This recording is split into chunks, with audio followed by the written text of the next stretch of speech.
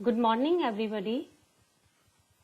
जैसा कि आपको मालूम होगा कि बीएससी पार्ट सेकंड के सेकंड पेपर डिफरेंशियल इक्वेशन और पार्शियल डिफरेंशियल इक्वेशन का एक पार्ट प्रैक्टिकल का है जो कि 25 मार्क्स का है।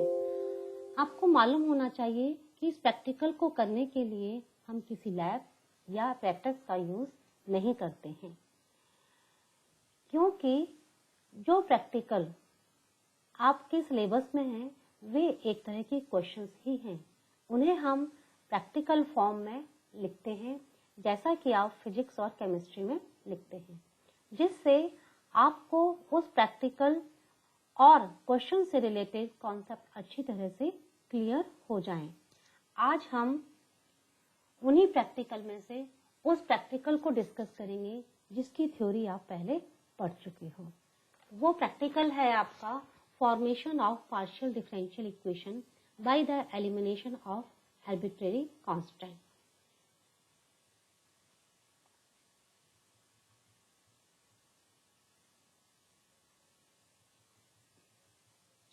प्रैक्टिकल लिखने के लिए सबसे पहले हम एम लिखते हैं कि हमारा एम क्या है। तो एम हमारा क्या है?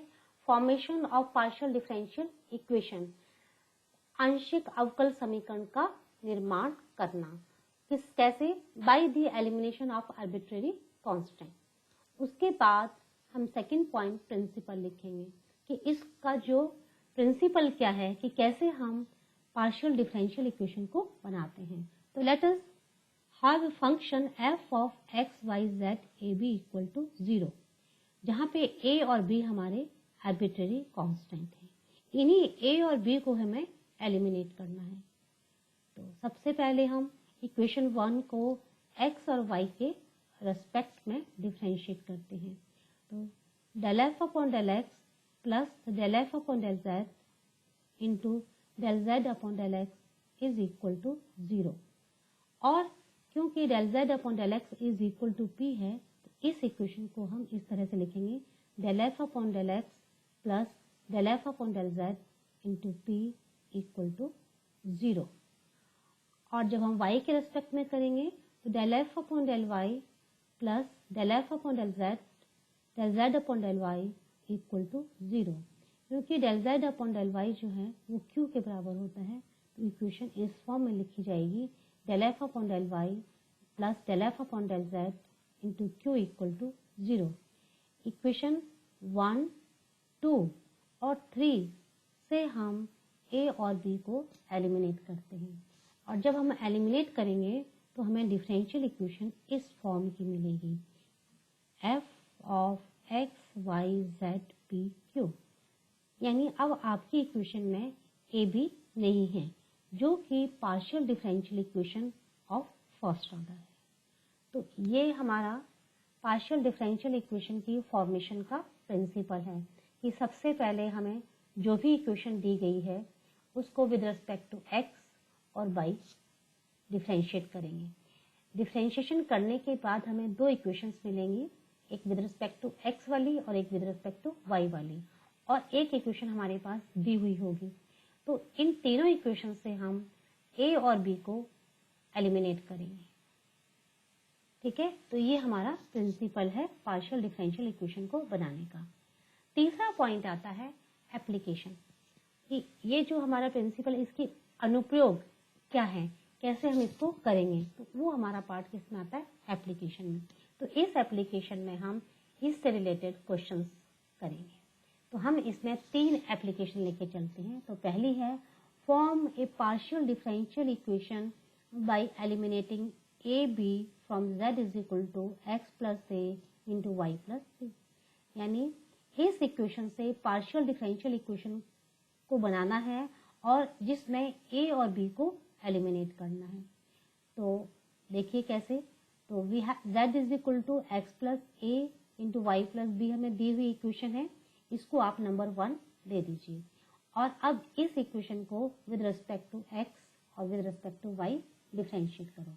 जब हम विद रिस्पेक्ट टू x करते हैं तो del z upon del x, क्योंकि ये p के बराबर है तो इसको हम p इज इक्वल टू करते हैं, इज इक्वल टू यहाँ पे y प्लस p। और विद रेस्पेक्ट टू y करेंगे तो del z upon del y, क्योंकि ये q के बराबर है तो इसको हम q लिख देते हैं, और is equal to x plus a. अब हम y प्लस ए की वैल्यू कितनी है p, और x प्लस ए की वैल्यू कितनी है q, यानी हमें p इन दोनों की वैल्यूज को हम इक्वेशन 1 में पुट करते हैं, तो क्या आ जाएगा z is equal to P Q.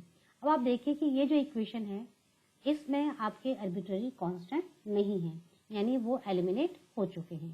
तो ये जो इक्वेशन है यही हमारी रिक्वायर्ड इक्वेशन है, जो कि हमारा प्रिंसिपल है।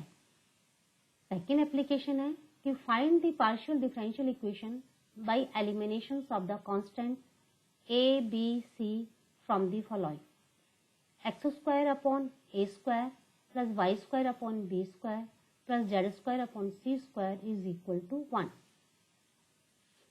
इक्वेशन 1 जो कि हमें दी गई है, जिससे कि हमें a b c को एलिमिनेट करके पार्शियल डिफरेंशियल इक्वेशन बनानी है, उसका हम पहले with respect to x differentiation करते हैं।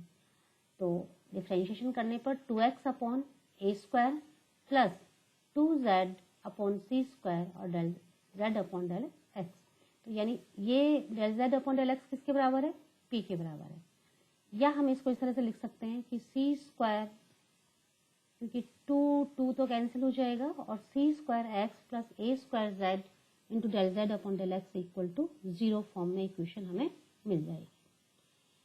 इसी तरह से इक्वेशन 1 को हम y के रेस्पेक्ट में डिफरेंशिएट करते हैं, तो 2y upon b square plus 2z upon c square और del z upon del y equal to 0।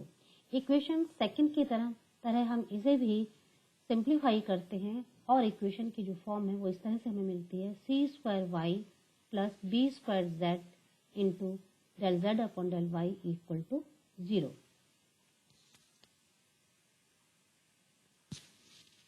क्योंकि अभी यहाँ पे x और y दोनों को इक्वेशंस में मौजूद हैं, तो हम दोबारा इनका with respect to x differentiation करते हैं। किसका, इक्वेशन सेकंड का करते हैं, तो क्या आ जाएगा c square plus a square del z upon del x का whole square plus a square z del square z upon del x square equal to 0। a square से पूरी इक्वेशन को डिवाइड करते हैं, तो c square upon a square plus del z upon del x का whole square plus z into del square z upon del x square equal to 0। अब second equation देखिए, यहां से हम c square upon a square की value निकाल सकते हैं। तो इस यहां से c square upon a square की वैल्यू निकाल के हम यहां पुट करते हैं, तो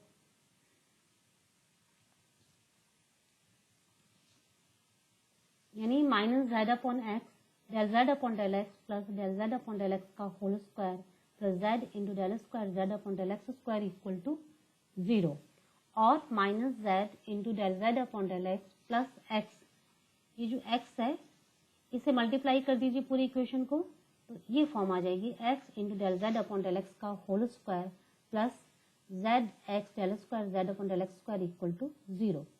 इसी तरह से हम इक्वेशन थर्ड को with respect to y differentiate करेंगे, और थर्ड से c square upon v square की वैल्यू जो इक्वेशन हमें मिलेगी डिफरेंशिएशन करने के बाद उसमें पुट कर देंगे, और जैसे हमने ऊपर सिंप्लीफाई किया है इसको सिंप्लीफाई करके हम ये वाली इक्वेशन मिल जाएगी। तो इस तरह से हम पार्शियल डिफरेंशियल इक्वेशन बना सकते हैं।